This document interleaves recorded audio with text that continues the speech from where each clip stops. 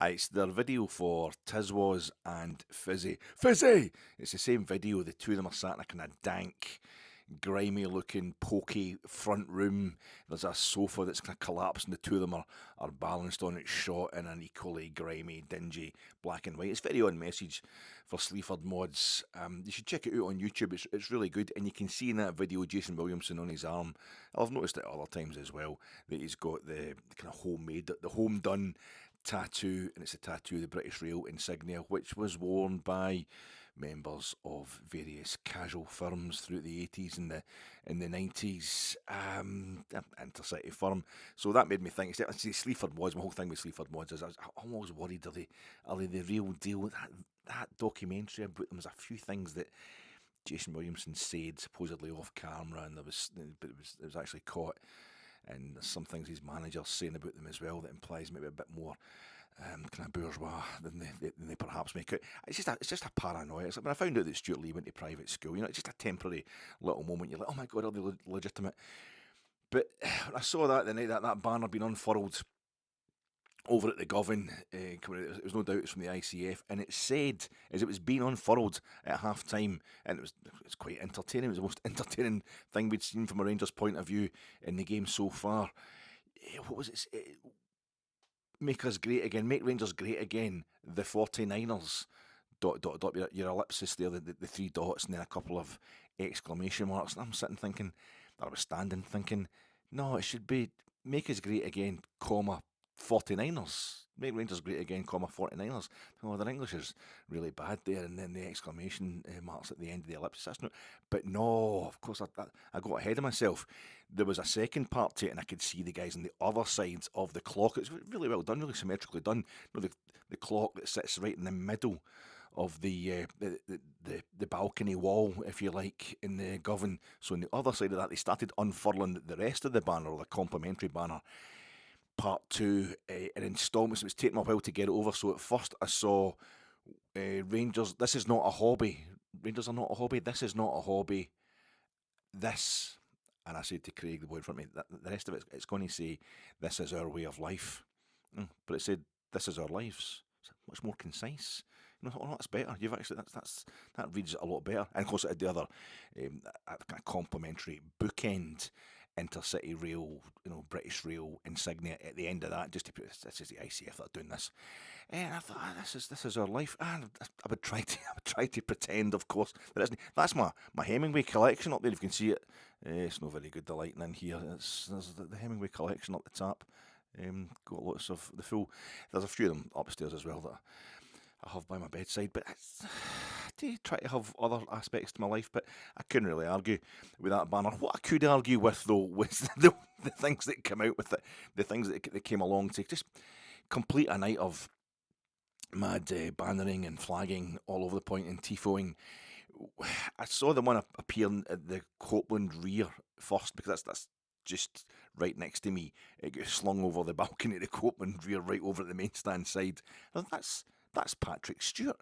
What has he got? Because we've got Roma in the stadium. It looks like a kind of a medieval saint picture, a medieval painting of a saint. Well, no, you're thinking of the Orthodox Church there. You're looking at the Christ the Pantocrator stuff. There's something around his head. Oh, it's crosshairs. It's crosshairs. Patrick Stewart, a full, bigger than life size picture of the fella. I think down to kind of waist level. He's in the Rangers shirt and tie in his blazer, and he's kind of looking off into the distance, looking a bit gormless, it has to be said, and that's coming for me as well. But they've got a crosshairs running about him. It's stretching for the front row of the Copeland Road, down to the front of the Copeland Road rear, down to the front of the Copeland Road stand, and I think that's no good. At the same time, up in the jumbotrons, UEFA were putting up a message about no smoking in the stadium. It was a kind of UEFA-looking message about no smoking in the stadium. So you had the red circle with the cross through the cigarette. That kind of standard bit of signage that's used for anything that do you want rid of, do not do. This is against the rules that we've been doing to all our directors and managers at times. Some people do it with James Tavernier as well, which is completely ludicrous over the years. It's just what people do now because everybody gets really upset about everything all the time and yet doesn't really face up to the real stuff that's going on. But I thought that's kind of bad. That could be quite sinister enough on its own to have the full away stand, the two-tier stand at Fir Park, Motherwell. Everybody's holding up banners of directors and things like that they don't like, that they want out the club. But to actually have them in crosshairs, it's a bit sinister. I mean, we've been singing for decades about being up to our knees in folks' blood, and we stopped that, by and large, stopped that. Because we realised just how kind of completely out of order it was. So maybe don't take us too seriously with it. But it's like the picture you get through the post, right, when you're messing with a mob boss's, no his wife, but probably his girlfriend. He's bit in the side, and they don't want to actually come and do you in because it's an acknowledgement that they're up to something as well that they shouldn't be. But just with the picture of you just going about doing your shopping in Morrison's, for example, and it's obviously been taken through a telescopic lens, but it just got your head in the crosshairs. It's just a wee warning. But it's threatening. It's very, very threatening. And then I noticed that there was that's our chief executive, Patrick Stewart, and then coming over, beautifully done, beautifully arranged, coming over again either side of the clock, and over at the Govan was another, massive banner of Patrick Stewart with his head in the crosshairs, and then one of Kevin Thelwell to accompany it. And I thought, he wouldn't have got two big, massive ones of Patrick Stewart, but only get one of Kevin Thelwell. There must be, maybe it was up the club deck, maybe it was above me, maybe it's further along in the main stand, or it was down in the enclosure. I couldn't see it anyway. But I was looking around the rest of the stadium trying to think, where's the other one of Kevin Thelwell? We're not a sporting director. I couldn't see that kind of where's Wally type of game I was playing. Where's Wally who's about to get assassinated? And it was Thelwell get to fuck, Patrick get to fuck. If you hate Kevin Thelwell, clap your hands. If you hate Patrick Stewart, clap your hands. And this was really taking off. This was getting the atmosphere going. It was the most excited the stadium had been on. It was disappointing considering the opponents, the kind of the historic grandeur of the tie that we were involved in. But that's the state of things just now, and that's basically witnessed tonight. I mean, I think that's taking it too far. I actually think, give the guy another transfer window. It's like every other aspect of the club. It's just brand new right now. The whole infrastructure, the team itself, it's all brand new. It's brand spanking. It's going to take a wee while to kick in. I know we've been saying that all season. I know we didn't give Russell Martin any longer to kick in. It was clear it wasn't working with him. And it's hard to ignore the paucity of the squad right now. But I feel as if that was taken too. But anyway, everybody seemed to be joining. Not everybody, of course, but enough people were joining in, hating on the sporting director, because what's happening in front of us is this total limp, pallid performance from Rangers. Nobody's wanting to blame it on Danny Röhl. We've all decided we love Danny Röhl, with good reason too. And he definitely has given us kind of tangible improvement in the few games that he's been in charge of Rangers, but I don't think he's without blame for the defeats that we've suffered. Just basically Sunday, really, and tonight. But there's only so much he can do, and it's definitely a massive improvement on the man that he's taken over from. But everybody's wanting to go into Kevin Thelwell for the lack of the quality in the squads.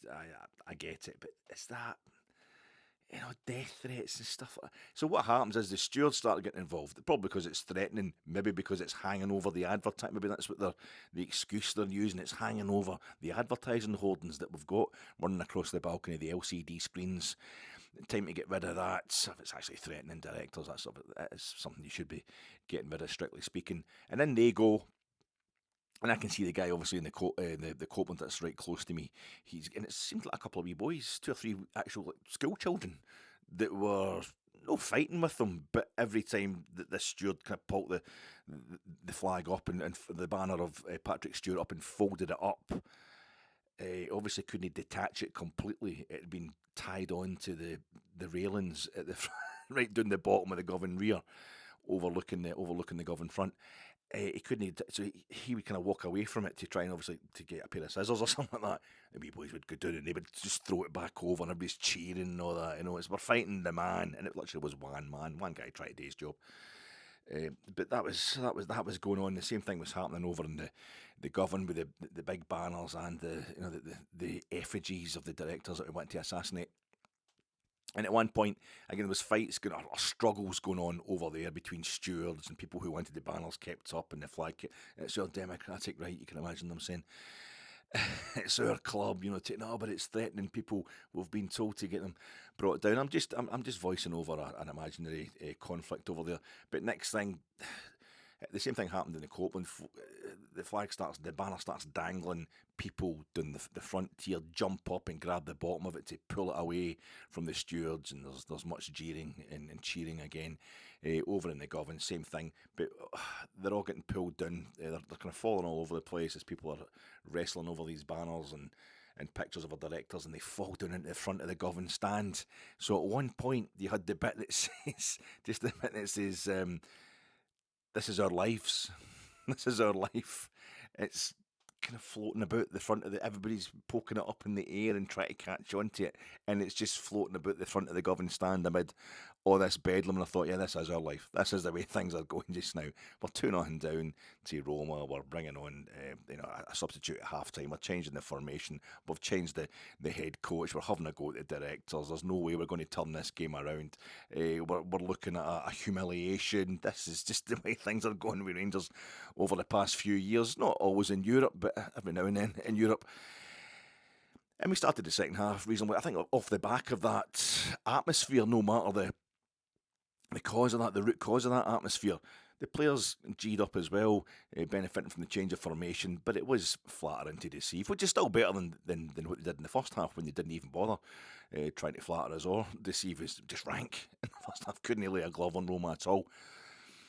So Nico Raskin has a shot from about 43 yards out while we're on the number 43, but it was the 46th minute, so it probably didn't go in because he should really have had that shot a couple of minutes before half time. James Tavernier beats 2, 3, 4 Roma midfielders and strikers and defenders as he moves from deep in his own half, just crossing the line, crossing the Rubicon. I've been trying to use that all the time over the halfway line, but it was the 56th minute. It should have been the 61st minute because this is his 61st.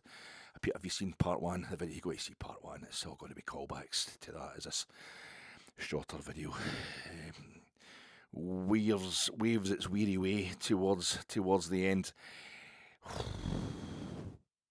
Max Aarons at one point pushes the ball through to big Chermiti. He goes on a good run, Max Aarons, but he's moved over to left back now, so he's not playing off his proper foot, and the ball he pushes through to Chermiti is weighted nicely, but not nicely enough. Chermiti seems to be offside. I don't know if he'd scored, maybe it would have been called back, but he seems to time his run to perfection. So he's in space. He's got enough pace to get there before the goalkeeper and in front of the defenders. But the ball's been it's gone slightly wide of goal. But he can't even. I don't think he even hit the side netting.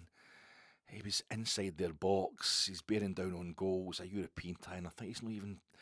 It's no rust anymore, is it? It's just he can't shoot accurately. He can't get a ball on target with his head, with either foot. It was really pretty disappointing. We 61st minute with a couple of substitutions. Diamandi, double substitution. Diamandi comes on for Raskin, kind of worryingly. Raskin, we have the big fight with Russell Martin. It's between, we all love Raskin. I'm saying it at the time. Aye. Russell Martin might not be the man, but Raskin's he just loves him. He's not doing it. He was okay against Celtic on Sunday. He wasn't any worse. Certainly wasn't any better than anybody tonight, but he's not even rising for the big games now. I think he just wants away. So, I don't know. I didn't really back him in his fight against Russell Martin, and nights like tonight are why. Maybe he's got an injury anyway, and he came off before extra time on Sunday as well. Diamandi comes on for Raskin, and you have who else did we bring on at that point in time? We brought on some. Was it Danilo? Danilo come on at that point for Djeidi Justified, and Djeidi Justified was not happy about it, and he was taking his time getting off the park, and Tav saying, "Come on, Djeidi, come on, you're going to have to." you're going to have to get a move on. We're trying to get our way back into this game, and I was thinking, no, wee man, take your time. Take your time, because I just can't see us scoring in this game, and I want to just delay as much as possible, waste as much time as possible. I don't want Roma getting 3, 4, 5 goals. They looked Roma as if, and it's happened to us before, most notably when Mo Salah came on for Liverpool in a Champions League game at Ibrox, that if they scored one goal, we might go to pieces and they'd knock in another 2 or 3, just through being unable to stop themselves, almost as much as we were unable to stop them. So that fear was in the back of my mind all night. But Djeidi Justified scored 4 times in our first 3 European matches this season. This is July into August. He's scoring second goal against Panathinaikos at home. He scores against Panathinaikos away from home. He scores 2 against Pilsen at home. So it's 4 goals in our first 3 European games this season. He scored our only goal of the Europa League group stages so far. So he's got 5 goals in European football. He scored that goal over in Graz, and I think he scored all of them coming off the left-hand side, coming off the wide left. So he's getting played on the right. He's getting played at wing back as well since Danny Röhl has arrived. Now, Danny Röhl's the man who's supposed to have turned him into the player he is when he had him at Sheffield Wednesday, as I was saying in the first part of this pod. But I don't know. It's no working so far, and we need goals. And that's a guy who scored 5 goals for us in a really terrible European season. I feel as if he's been misused. That's a wee criticism of Danny Röhl there. Let's see if it grows arms and legs. Let's see if we can get the crosshairs on Danny Röhl before the end of the month. If I've got any kind of ambition, if I call myself a real Rangers supporter, but that was a bit of controversy, if you like. 71 minutes, I think, we brought on Majowski for Chermiti, and Big Youssef likes to. He did the same at Hampden the other day. He's the opposite of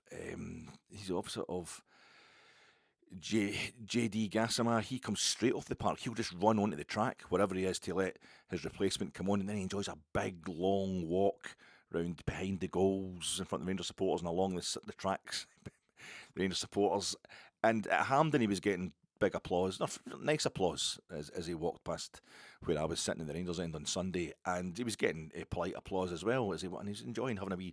So he picks up a wee water bottle from behind the goal and he have a wee sip on that and a wee applause at folk. But there was a guy behind me who just went, "You're a fucking embarrassment, by the way," which was a bit much, but it was kind of summing up that I wasn't really in the mood to give him a standing ovation as he walked up the track. Hardly the worst, but I can say that about everybody. So that was. Roma had a moment where they went through on goal, and I thought it was in. Again, we were just completely all at sea. They end up. They've got a guy at the back post who should bury it. We've been pulled over to the other side of the box, and I don't know what happened. If you've seen it on telly, I've not had a chance to watch it on telly yet. Now that I'm back home, you might have noticed that for the first video. But it seemed to come off the fella who was trying to put it over the line. I think it came off the underside of the bar into Jack Buckland's hands. He ends up in the goals instead of the ball. I couldn't believe it when it was play on and they scored a third goal. Did we do anything else? We kind of huffed and puffed, but the moment that summed it up for me was when Thelwell Asgard, I think Danilo got played through.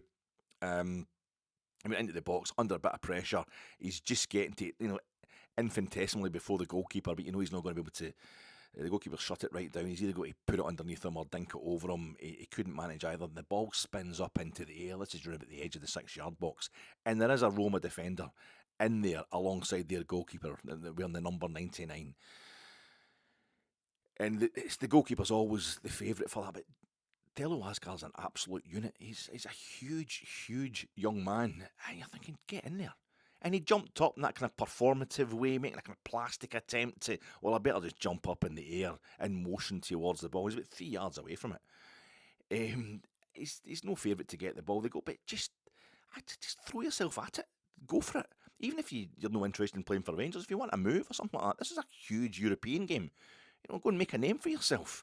Get in there and get yourself a goal. I want all-out effort, like suicidal levels of effort from all Rangers players if they're playing East Stirlingshire or if they're playing Albion Rovers. Never mind playing in a tie like this, a big game like Roma at Ibrox. But no, he just didn't seem interested at all. It was going through the motions, just seemed to sum up the whole night. Really, we had young Finlay Curtis coming on 81st minute. He comes on for, who did he come on for? He came on for Mikey Moore. Did his best, Mikey Moore. He sometimes runs himself into circles. He's too good at the dribbling. I think sometimes he needs to kind of come out of his spin and get himself adjusted to going forward again. He loses track of where he actually is, probably gets a bit dizzy. But he was giving it his best, but it was the men against boys stuff, really, in this game. And this Finlay Cutlass, I think that's the guy who scored their first goal in European competition this season, that opener against Panathinaikos, and getting a Panathinaikos player sent off as well, which helped that tie on the evening. And he's scored in the pre-season friendlies. We're 2-0 down to Bruges, we're 2-0 down to Middlesbrough in pre-season friendlies at Ibrox, and he's scoring the goal, I think, in both of them that made it 2 each. And just when he came on with like 10 minutes to go, I'm thinking, could Finlay cut this? Could you maybe be Nah, he's not getting used at all by the current manager. He wasn't getting used towards the end of Russell Martin's tenure either, and he looked completely off the pace when he came on tonight. Poor young Finlay. No, his fault, young Finlay. So that was that. Roma just playing completely within themselves.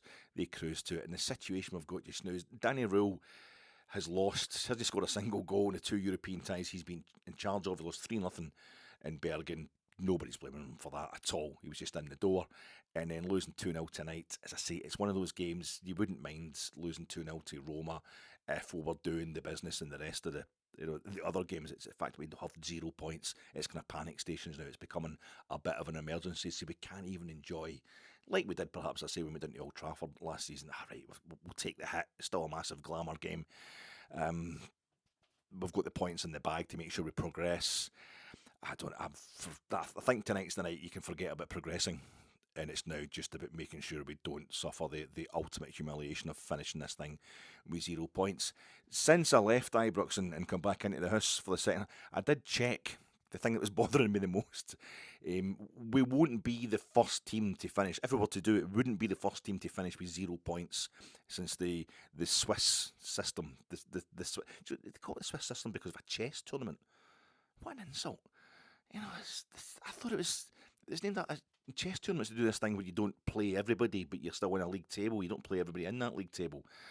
I thought it'd be like because Geneva, Neon, Zurich, all the different places that UEFA and FIFA have got headquarters. No, it's because of a chess tournament.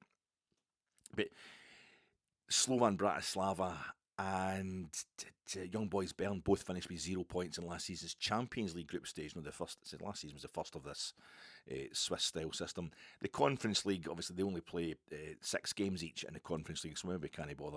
Maybe we can't compare ourselves with what's going on there. But I think we wouldn't be the first team, but last season's Conference League, I think Nice finished with 3 points. Somebody else, it was Karabag, perhaps finished with 3 points. So need a win and a draw if we're not going to be the worst team, equaling the worst teams ever in the Europa League since it changed to the Swiss system. And Ferencváros, I was talking about how Robbie Keane's got them going quite well. They're not exactly Champions League. They're third. They're third just now. Ferencváros, they're going great.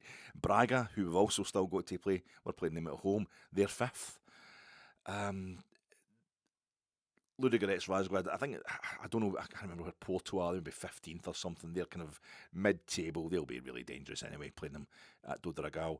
But Ludogorets Razgrad, they've got 1 win. They're on 3 points, so they're catchable. But we just want to catch anybody that's above us at all. We just want to make sure we don't finish bottom of this table. We want to make sure we don't finish without a win, but we want to make sure we've got points on the boards. It's done a complete humiliation, but we've overall, when it was reflected in the ugly protests at half-time and continuing into the second half tonight, is this feeling that, well, we thought Russell Martin was a problem, we got rid of him, but we're already looking at Thelwell and we're already looking at Patrick Stewart as being problems as well. For me, they're just in the door. Even Patrick Stewart's just in the door comparatively. What, a year he's been here? Yes, absolutely, the squad is terrible. I mean, this time last season, what would be, Chermiti, Igaman,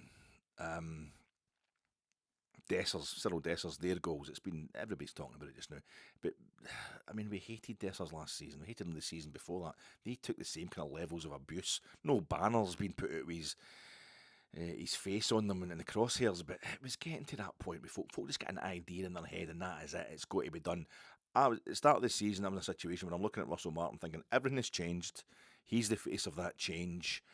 We're trying to change to an all-out attacking style. It's all experimental. We've been told it'll take him months to get this right. It'll look bad at first. It'll get worse before it gets better. And that's what happened. But he started off, he did beat Panathinaikos, beat them comfortably at home, drew with them away, and he's disposed of Victoria Pilsenia as well. But that was almost like a kind of the surfeit of quality and belief from the previous season had maybe got... Russell Martin hadn't been able to work his particular brand of black magic yet to take that kind of belief and ability out of us. And we still had Cyril Dessers at that point as well, the Pilsenia, the home leg against Pilsenia. So, I don't know, we still had Igaman as well, didn't we? He didn't really take part in the season, didn't want to take part in the season for us. But these guys were all there, maybe at training, whatever. It gives just a general sense of overall quality, a bit more overall quality. And now we're just looking at a completely experimental side that isn't doing the business at all. It's looking really bad.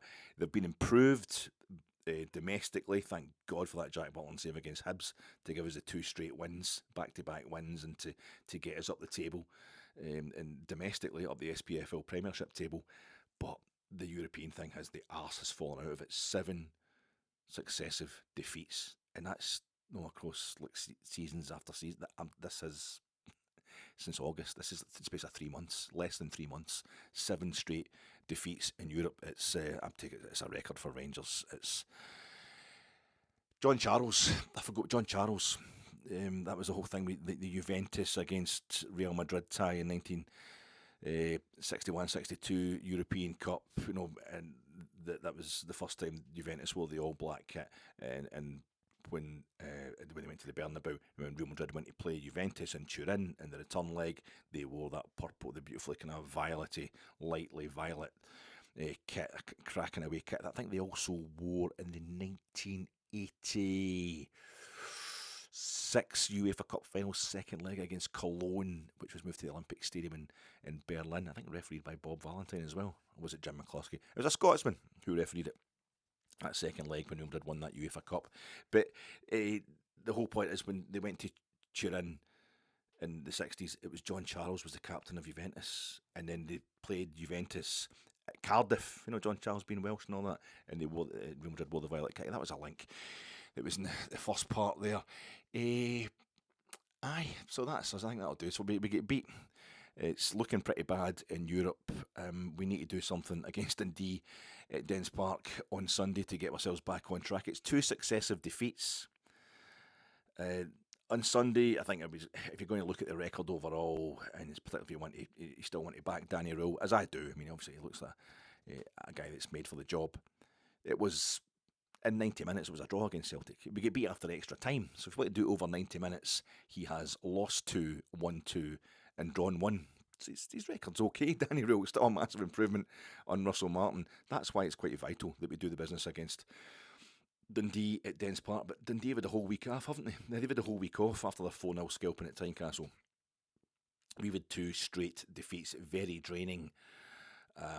Sunday and then the Thursday against heavy-duty opposition. So I don't know. I don't know how it's going to affect us, but now is not the time to be going backwards. Things are pretty frenetic amongst the Rangers support, and that banner, the ICF one, it's, make us great again, 49ers, starting to go beyond Thelwell, starting to go beyond Patrick Stewart, just starting to have a wee chat to Andrew Cavenagh, who's part of the 2-man consortium that put in 90 up to £100 million so far into the club. We will get it right, but it's the paucity of the playing squad is absolutely terrible. You're looking at it at the start of the season, there's a plan there, it's all going to come together, and now we just look like we're a bunch of guys that are too old for the club, that have been there too long, and guys who are too young and inexperienced, and too many loanees, too many people coming to the end of their contract. It's looking bad in European terms. But that'll do us, folks. Sorry, you're probably wondering why I had to complete the pod in here. This is the second time I've done this. I've had to complete the second part of it. It's far too long for a post-match reaction pod. That's just the way things have been going this week, this season. The sooner we can get back to Rangers 1-2-0. This is who scored the goals, and that means we go to this point in the table, and things are all on track. The better for all your ears. Listen to this nonsense, but it's a callback to the previous. It's a composite pod, isn't it? It's a composite. It's made up of two different materials. One's outside Ibrox, the post-match reaction for outside Ibrox straight after the game, and the other one's for inside the house. Kind of just like the fella. It's a thing, a callback to the start of the first pod. The fella I was talking to. This afternoon. Do you want to know what happened? Okay, do you want to know what happened? Why I had to come back here to finish the pod? Well, I was talking about the fact that you can see that I'm morbidly obese, massively overweight. I mean, it's Andy Fordham stuff now. You got to stand up outside to do these post-match reaction pods. Andy Fordham at the darts got so big that he couldn't get up to he couldn't stand for long enough to play darts. A bit of that involved, but I was telling you, I'd already been for a bit of exercise today. I was talking about going for a big walk down about the hospital and the pond. So all that's kind of catching up. I mean, you saw the wee sweepy guy, he's hunting me, he's chasing me all over the place. I'm constantly trying to go out his way because of the noise his machine makes when I'm doing the post-match reaction for outside Ibrox. So I'm having to get a wee bit of a jog on to get away from him, and it's quite frustrating as well, because I'm trying to give you guys the best sound quality possible. And then, I had these kind of chicken goujons for my dinner. I didn't want to have beans because you go into that with just a tin of beans. As an accompaniment, I just had sweet corn, and they're quite spicy though, these chicken goujons. So I'm kind of running about and all that, and it's a bit stressful, and I'm quite tired and I'm morbidly obese. So